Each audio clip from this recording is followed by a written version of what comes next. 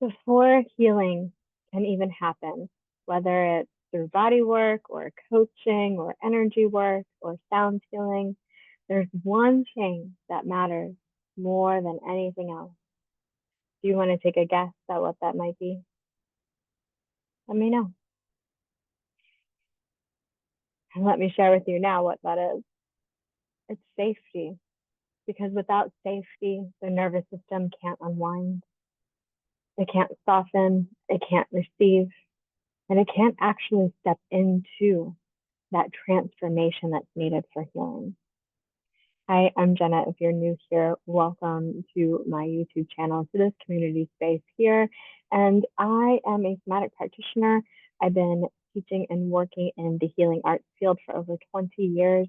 And I've been specializing in the somatic-based body work, energy work, all of it just kind of intertwined, taking a lens of, the applied polyvagal theory to help deepen into the healing that is available when we look through the lens of our nervous system, because our nervous system governs how we are. It governs what we're feeling. It governs how our body is holding itself. It's governing our breath and our heart rate, right? There's so much interwoven and connected to our nervous system.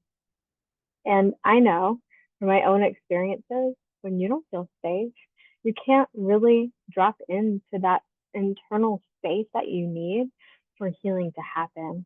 And I've also, unfortunately, have experienced practitioners that should have been providing a safe space not. And it actually ended up being more re-traumatizing. So this is why, to me, like the essential, absolute thing that is needed for any type of healing work, there has to be safety. So when our body is cued in to something that it perceives as a threat, it begins to set the alarm bells off in the nervous system.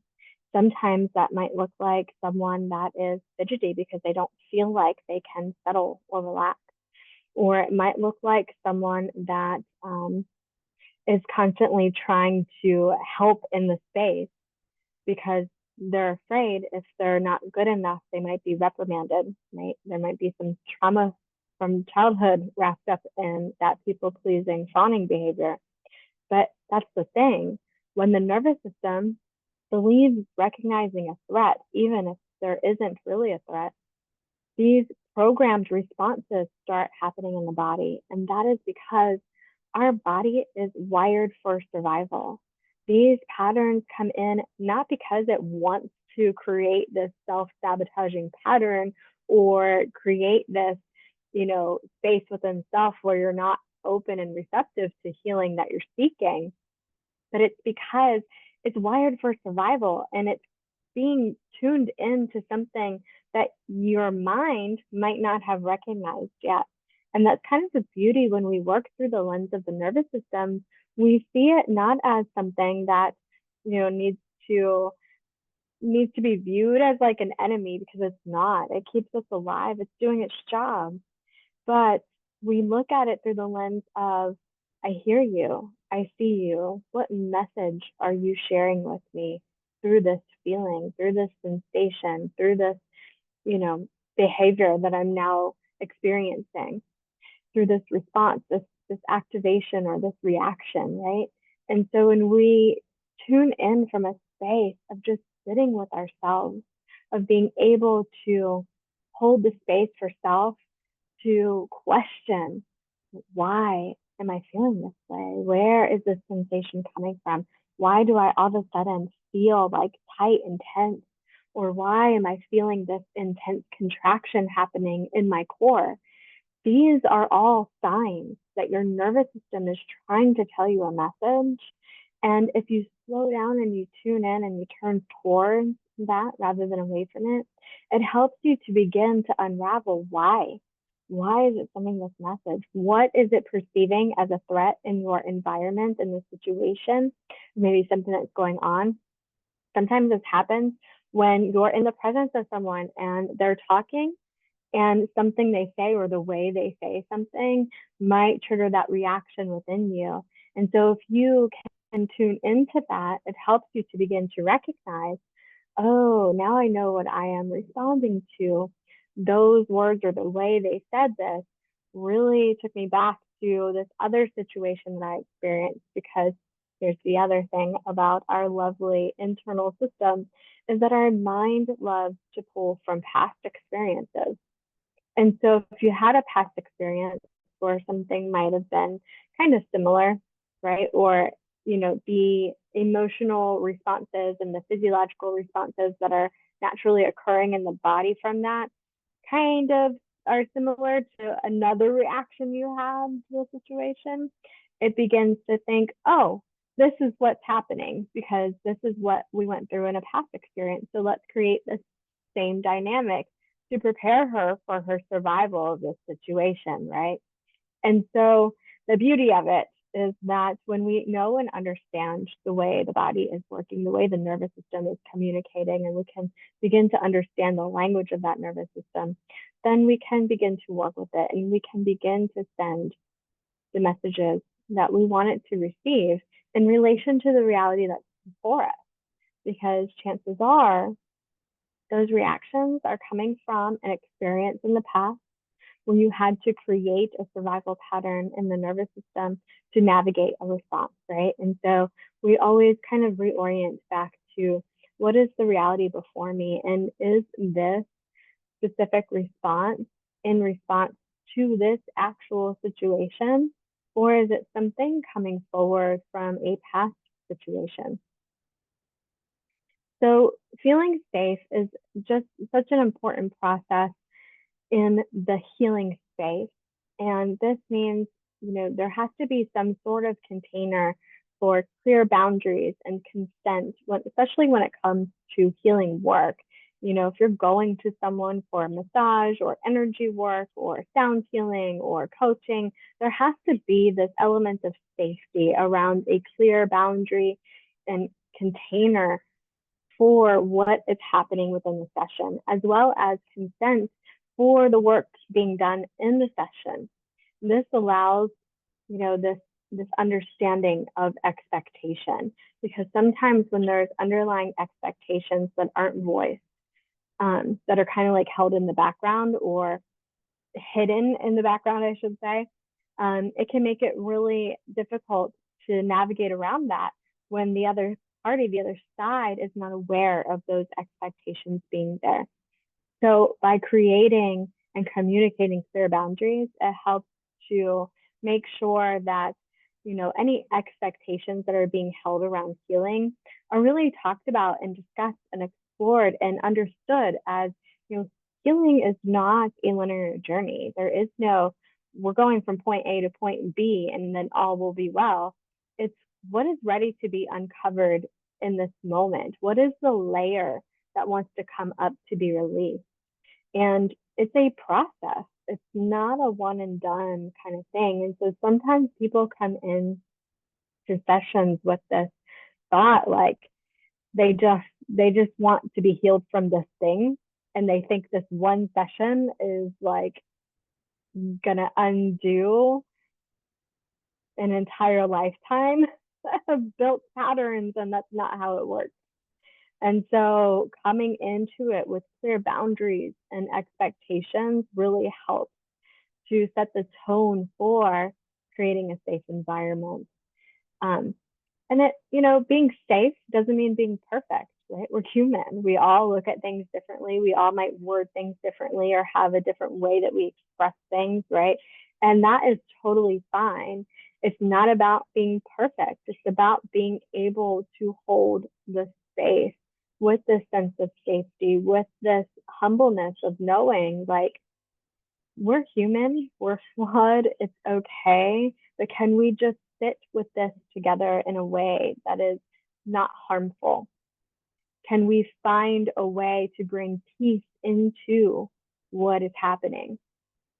And can we, sit with the discomfort in the moment, right? Like, I just taught a continuing education class on creating a trauma informed practice for other massage therapy practitioners and healers. And, it was such a powerful class. I love teaching this work, and I share so much about the nervous system because it is, really the key component to everything that we're working through internally.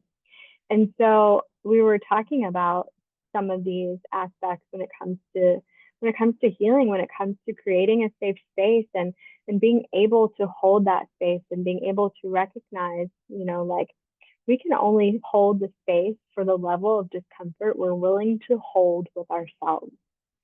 So if you're someone that is constantly escaping from your own discomfort, it's going to be really hard for you to hold space for someone that is in a state of discomfort, because your initial reaction or response is to ignore or escape.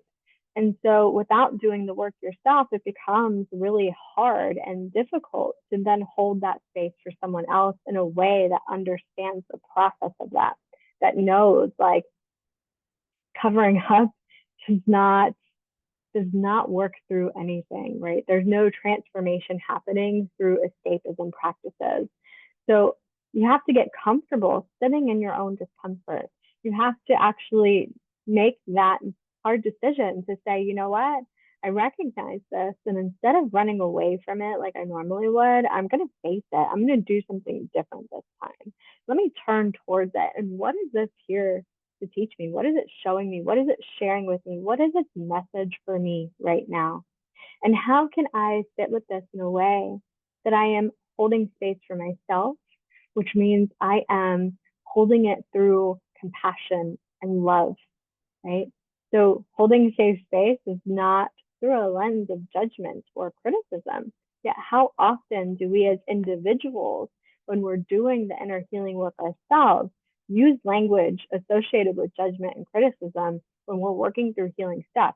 Oh, I should have been over this already, or I shouldn't still be going through this, or why am I feeling this way? And we start judging ourselves for what is happening rather than holding that space of compassion and self-love and working through it through that lens. So holding safe space can be so valuable in your healing journey, whether going somewhere else and having a practitioner that understands us, or doing the healing with yourself. Having an environment that's free from judgment and expectation or performance is so important to really allow for that essence of safety to be present. And with safety comes trust, right? Like, we have to be able to trust the person that we're working with, and we have to be able to trust the practitioner to utilize, the tools that they have to hold the space and work through these situations or challenges as they're presented. And, there is such a feeling of honor when someone is so open and vulnerable that they feel safe enough to cry. They feel safe enough to share those harder inner emotional feelings that have been really tied up in their physical body, that's been, really plaguing them and weighing on them. And they've been carrying it around in silence. And it just makes you feel so honored and so humble when people feel safe enough in your presence, in your treatment, to be able to open up and share. And as a practitioner, that's always such a sacred moment of, oh, wow, we are really meeting soul to soul in this moment.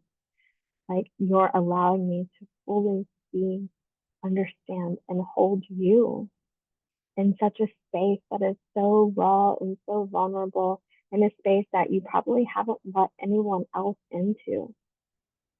That's immensely honoring, to be able to hold that space for someone, to crack open the armoring that has been protecting all of that for so long.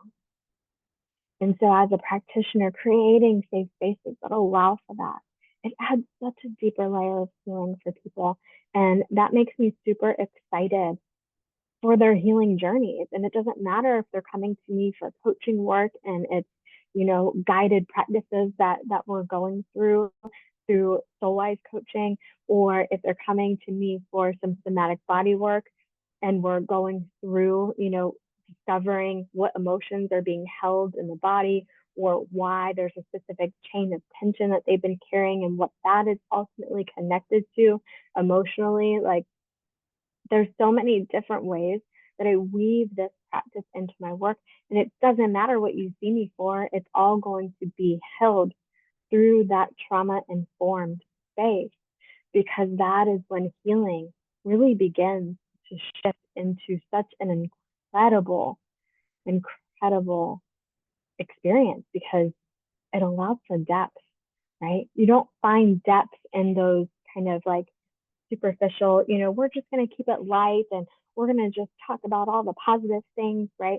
It doesn't get into some of the core wounds that might be present underneath what you're experiencing, and positive affirmations and, just slapping on some positive insight on some of these wounds. It just further makes you close down and shut down, because you're still not being heard and you're still not being understood. And so finding that practitioner that is okay with sitting in the spaces of those hard conversations, of recognizing that discomfort, those spaces where you sit in the muckiness and the darkness and the ick and the heaviness, and those days that you don't want to get out of bed, those days that you've lost all motivation and you recognize it, those times where you're like, yeah, I'm just doing the bare minimum of life right now, and I'm like in this rut, that functional freeze, right? When you find a practitioner that understands these things and can hold the space in a way that lets you know that, like, they know what that's like. They're not afraid to be honest and authentic in their humanness, and that they have also experienced these things. This is what blows my mind so much, especially in the healing communities, is most of the time they're just talking about all of the positive love and light stuff, and they neglect the depth of the trenches, and they don't know how to hold space for that, because they follow these, kind of positive things to the extent of it's really traumatizing for a lot of people, because there's a whole slew of people that are sitting there like, that's great that you can feel that way. I'm not there. And even if I try to say this positive affirmation, I'm not going to be there. Like, that's, and so how much lower does it make them feel? And so there's this huge disconnect in the languaging and the way things are explored. And a lot of that has to do with, some of the, I'm going to call it more superficial aspects of spirituality and healing that float around in social media and things like that. And so, having someone that understands what it means to be trauma informed, having someone that understands what it means to really hold space for someone. Holding space is not just your presence being there. And I've been in some women's groups where, you're expecting, and here's where I failed, right? I had my own expectations of, these women being able to hold space in the same way that I do. And it actually was a very traumatizing experience, because, instead of allowing me to share my story, and instead of, like offering a space where I can feel empowered by sharing my voice, I was told what I should have felt, what I should have did, how what I was saying was wrong about the experience, as if they were even part of that experience, right? And how invalidating that was. But me being me as a practitioner, I could sit and that and see and understand all of this happening. And I just thought to myself, wow, I am so glad that I know better than to allow for this type of behavior in my circles, because this is so harmful. And at least I'm well resourced.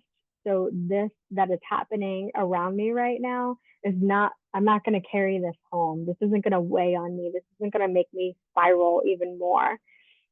But it really was eye-opening that just because people might claim to be trauma informed or claim to be a space holder or claim to be a facilitator for a women's circle, that doesn't mean that they actually have the background, the education.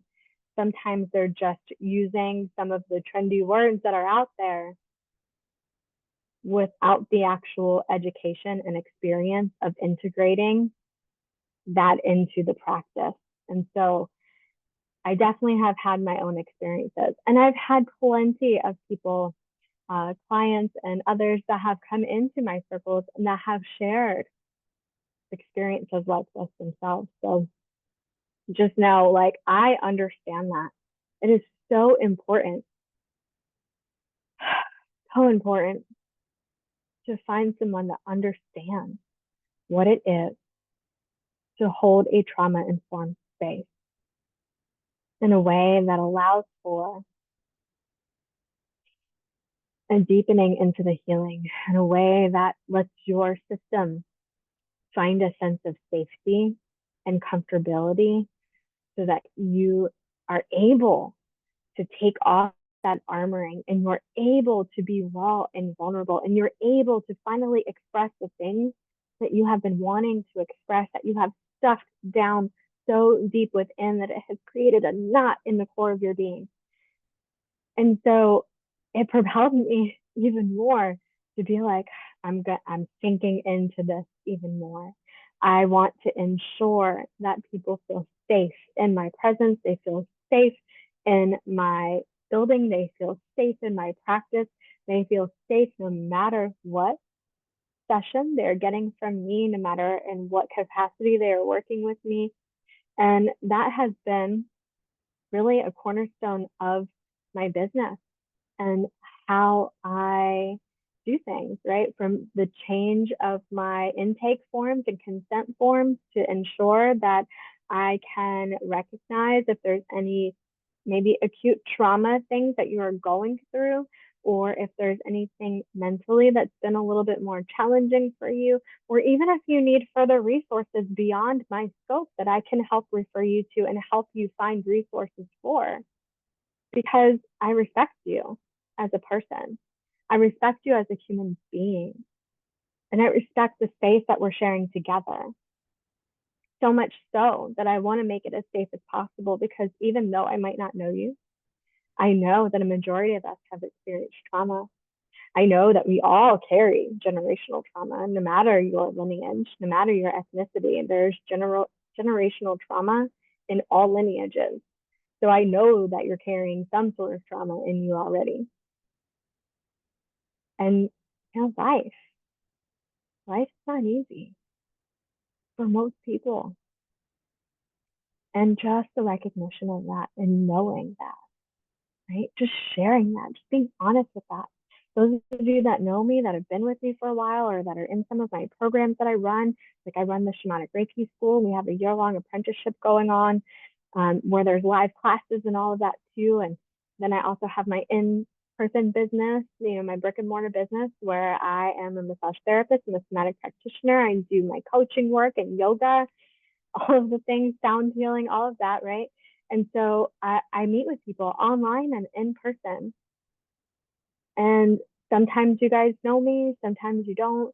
Sometimes you're just finding me randomly on YouTube, and that's cool too. And you don't know me. But those that are in my sphere, those that know me, those that work with me, they know the one thing that I have always done is I've been transparent and I've been authentic in voicing where I'm at, voicing when shit is hitting the fan, right? Because I'm a human being.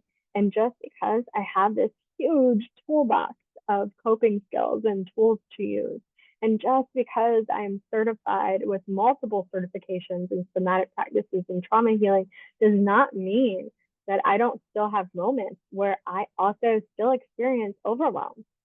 Right? I can teach classes and workshops on how to navigate overwhelm and how to find the tools that best suit your nervous system to help when you're in a mode of overwhelm. And I do it all for myself as well, but that doesn't mean I don't ever experience it, because I'm human.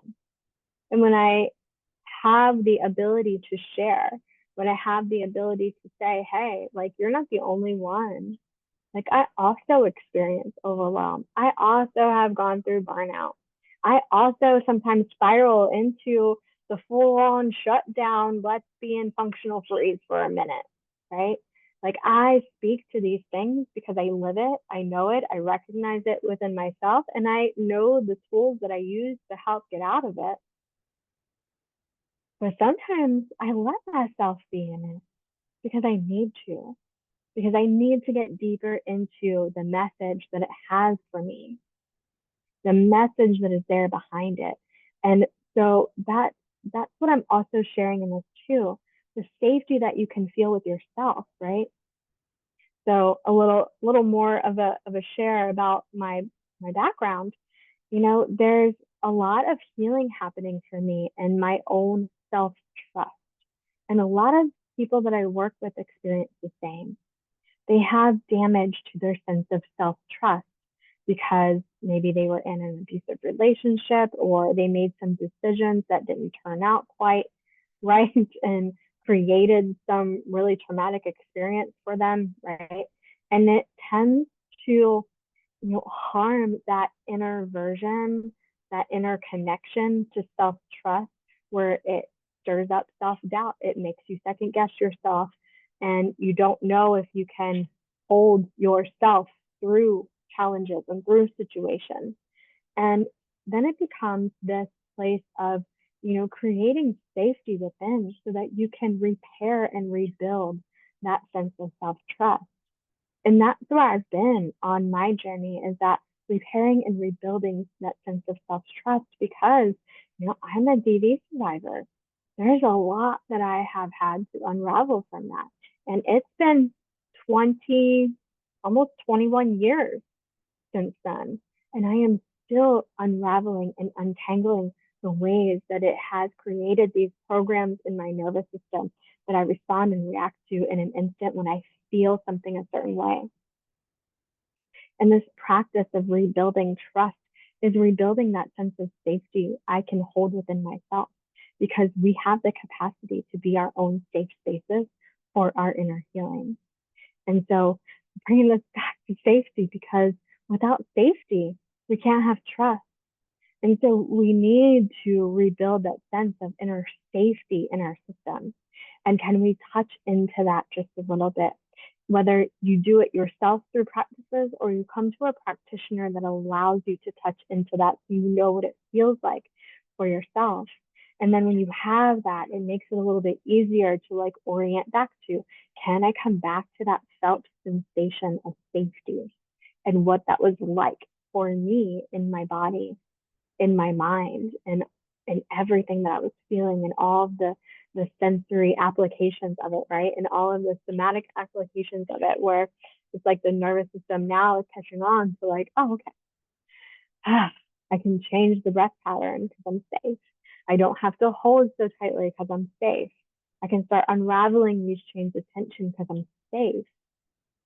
I can disentangle from the mind story spinning out because I'm safe, right? And in those moments of creating that sense of self safety, we begin to repair and rebuild that sense of inner trust. And so for me, that's the goal, right? If I can help you touch into that safety, touch into that level of presence and being that lets another layer rise and release, that's a transformation that can't be forced. It has to come from within you. And the environment has to be right in order for that to happen. There is no such thing as a forced transformation. That's just some facade. It's a performance. It's a lie that is just piled onto what you're feeling underneath there, right? If you're saying a positive affirmation, but you're not feeling it, you can't embody it, but you're just saying it to try to pretend to be embodying it, right? It's not authentic. It feels icky. It feels not aligned. And that's because you're trying to force yourself to speak a lie. And so in that moment, Maybe that's not what you're feeling. That's not what you need. You don't need to try to force some lie down your throat, stuffing your truth down even further. Maybe you need to really listen to what is that inner truth that wants to come out and be voiced. Can you say it? Can you open that pathway up for it? Can you hold that space for yourself, for your own inner truth to be spoken? And then once you release that, once that layer comes out, once that rises up and releases, then and from that space, can you take the message that was there and find what was being held back from that? That is that positivity, that is that openness, that spaciousness that's now there, where that light begins to come back in, and you're like, oh, okay, now I see it. Now I can feel this. Now I can embody this. So there is a practice to this that kind of needs to come on board, and a deeper understanding of how to work with this in the body, that so much more than just, saying things, repeating things, having mantras, or positive affirmations. Like there's an inner work that needs to happen. There is other things that have to happen first in order for some of these other practices to be able to be used. And while they might seem like great resources or coping skills on the outside, when it's not something that can be embodied, it's not doing anything. It's performance based and it's not real based. And we're looking for real, we're looking for authentic, because that is where safety can be found. Safety isn't found in the performance. Safety isn't found in the superficial. It's not found in the lies. It's found in the truth. It's found in authenticity. And so we bring it back to, how do we cultivate safety? What do you need? Can you listen in to what your body, what your nervous system needs in this moment to feel safe? Does it need touch? Do you need to apply self-touch? Do you need to massage your hands? Do you need to offer some gentle compressions to your arms, or a house hug, right? Like, what does your body need? Does it need a deeper breath? Do you need to pause? Do you need to breathe more deeply? Can inviting that breath in just create a little more spaciousness inside if you're feeling really condensed and constricted? Can just that invitation of the breath, is that what it wants? Does it need to move? Does it want you to move? Right? Does it want you to turn towards it? Does it want you to contract into it? Does it want you to say, no, I need you to be with this more? And can you turn towards it? Can you feel into the body where it's being held, and like really contract into that and be like, okay, I feel you here. Why are you here? What are you holding that you can't let go of? How can I help you? How can I hold this space for you? And allowing for that to come up. What is this tightness connected to? Okay, I see.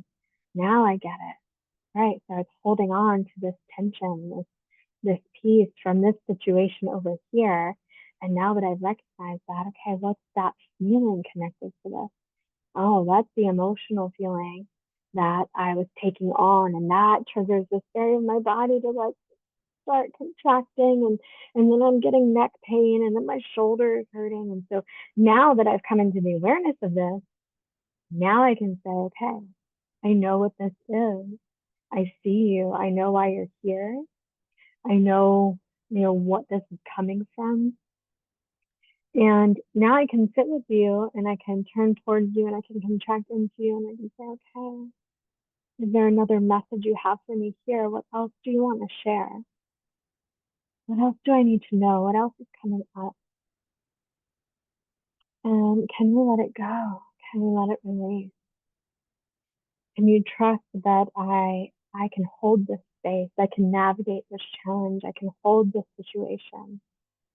What else do I need to feel that inner sense of support, that inner sense of self-resourcing, to feel like I've got this, I'm safe, right? And having this internal dialogue is so powerful, and it's so helpful on the healing journey.